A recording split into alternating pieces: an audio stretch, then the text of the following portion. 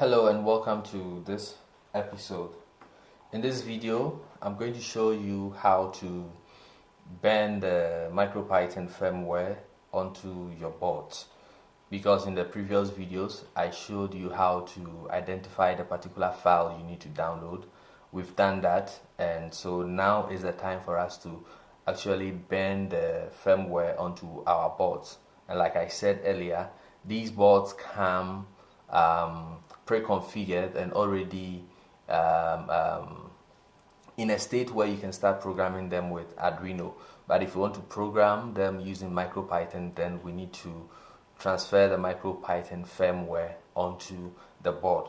And we went through a list of items you need to be able to do that. So I've gone ahead and I already have my ESP32 board connected to this USB cable, and that is connected to a USB port behind my computer. So I'm going to check the first item that says we need to connect it to the computer. Okay, now the second thing to do, let me push this guy. Okay, I'll bring it again. So the second thing that we need to do is to check the serial port that has been assigned to our board. Okay, whenever you connect any USB gadget to your computer, it assigns it a serial port. That is a number that identifies that particular device as far as your computer is concerned. On Windows, you will see them as COM3, COM4, COM5, and it's easy to find out. On Linux, you need to type a command and then filter out all TTY devices. So to do that, I'm going to bring out the terminal, and the command to do that is you do dmesg,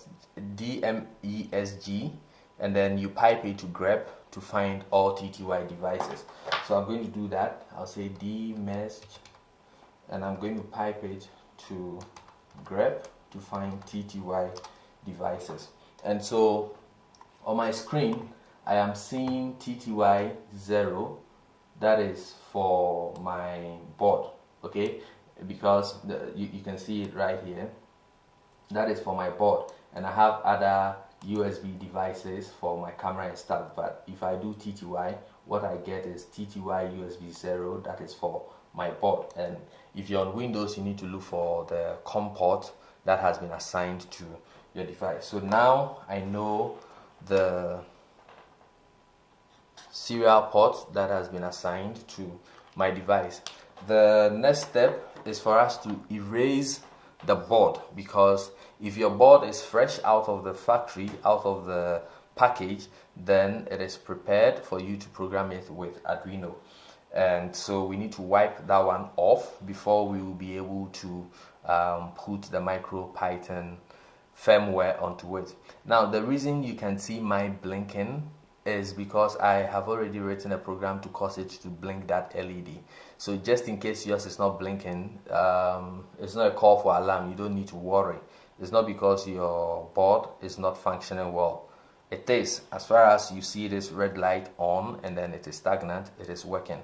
I have a program that is blinking it, already running on it. So we are going to erase it. And to erase it, we are going to use the ESP tool that we installed in the earlier version. So I have it already activated in my terminal, and what I need to do is to say, let me clear the terminal so that you can see things properly. So I will say ESP2.py, and then I'll specify the port that my device is assigned, which is TTY USB 0, and then you issue the command erase flash. Okay, now once we do this, it's going to go ahead, and then you can see that it's saying erasing flash. This may take a while, and after a short time, after about 5.6 seconds, it has finished erasing the firmware that was already bent onto the device. So you can see that my old program has gone off and it has stopped blinking, and all you are seeing is this red light that is on. Okay, now the next thing we need to do, so I'm going to check off that we have been able to erase the existing firmware, and the next thing we are going to do is to deploy the new firmware. And to be able to deploy the new firmware, you type a much lengthier command, but it's not very difficult to find that command. So if you come to the official documentation, you see that the command has been written down here. I've selected it for you. The only thing you need to change is the name of the file. They have theirs to be ESP8266-2017-0118. Blah blah blah blah. That is what you need to change to match the name of the binary that you downloaded, and also you need to change the TTY or the port number to match what has been assigned to your board when you connected it to the computer. And occasionally you might have to change the baud rate.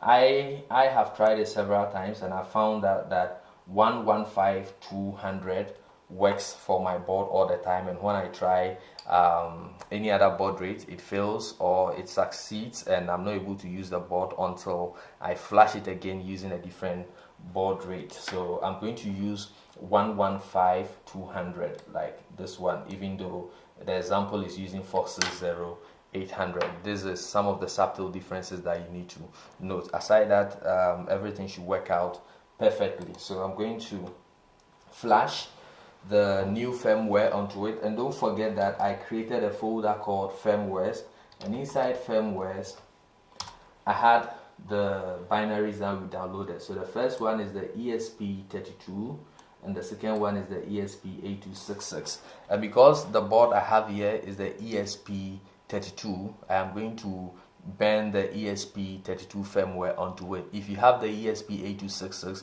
then don't forget to use the ESP8266 file instead of the ESP32 file. Okay, so I'm going to type the command to bend the firmware onto the breakout board, and the command is esp2.py,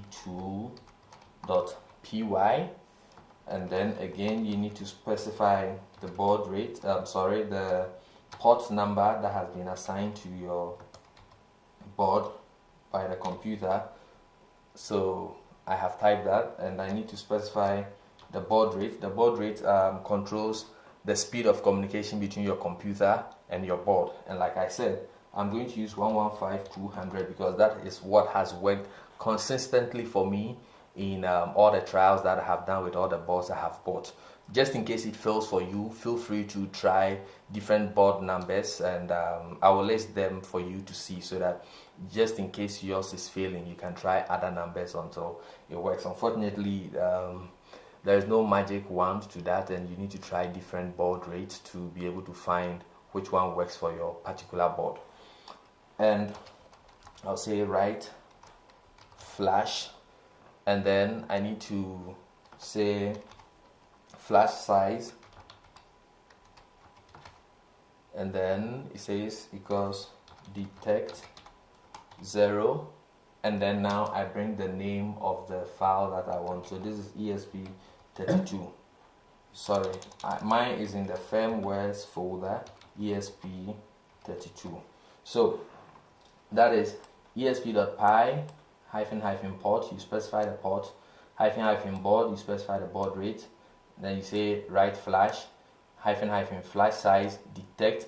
This is going to detect the size of the RAM, and then where the size of the flash memory, and then where in the flash it should start bending the new firmware. I mean, it is quite technical, but this is always going to work for you. And then the last thing is to specify the name of the file or the firmware file that you want to bend onto your board. So with this done, I'm going to press enter, and you can see it says serial port connecting. It has connected, and then it is writing the firmware onto my board. So it is 14% done and counting, and this one takes longer than erasing it, because of course it's easier to destroy than to create. So it is bending the new firmware onto it, and once that is done, we have a fresh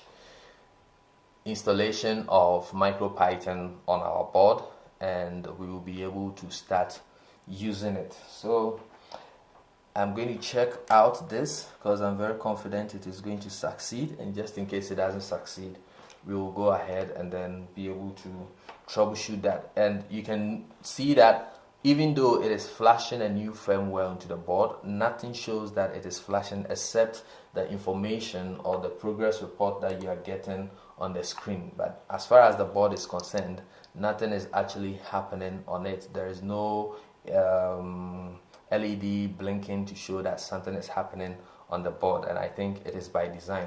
So as you can see, it says it wrote blah blah blah number of bytes in 60 seconds, so it takes almost a minute to burn the firmware onto the board, and then hash of data verified. So it actually verifies the hash of the file you gave it to ensure that it has not been tampered with in any way. And now that we have this completing successfully, what it means is that we have been able to transfer or burn the MicroPython firmware onto our ESP32 board, and it is ready for use. Okay, so thank you for watching. In the next video, I'm going to show you how to do the same thing for the ESP8266 board, and then after that we will be able to start taking advantage of MicroPython to program our board to do wonderful things. So thank you once again for watching, and I will see you in the next video.